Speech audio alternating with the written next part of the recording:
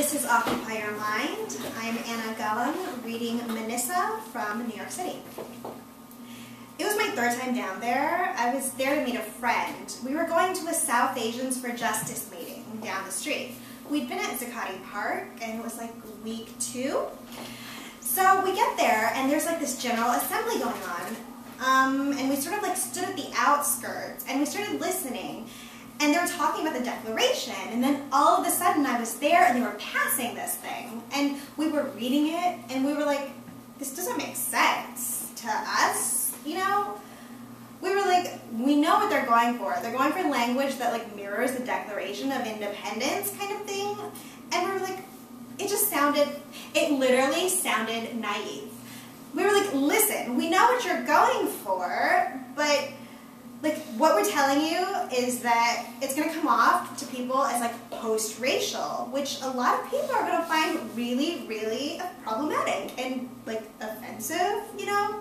I mean, my friend Hannah, like, Hannah covers her head. She wears a hijab, right? And Sunny wears a turban, you know? It was like, we were the darkest people there. And Hannah was standing there being like, this line erases like histories of oppression that I like live with every day. I mean, this is going to be like the document coming from the movement.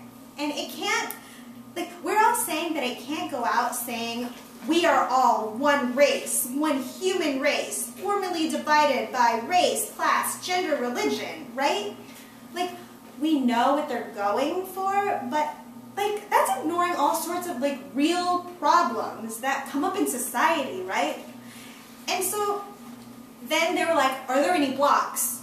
And Hannah and I looked at each other, and she was like, block. And I was like, okay, if you've been in, like, consensus crowds, like, blocking is just not something that you do because you feel like it. Like, it's a big deal. I can't believe I'm going to stand here in front of hundreds of people and, like, block this thing. Everyone's going to hate me. And it was just like, well, I've got Hannah and Sunny and Donu who are with me, and we just felt like we wanted to make the point. And so I blocked it.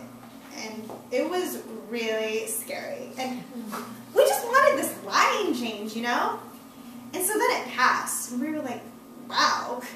So afterwards, we found the dudes who had written it, and I knew where they were coming from. Like, the guy who was, like, mainly who wrote that line, like, on eviction night, he came up to me, and whatever, and it was, like, really emotional, and he came up to me, and it was just like, I just need a hug, and he gave me this huge hug, and, like, almost cried in my arms, and I was like, this is my dude. Like, this is the dude who, like, he's the white dude.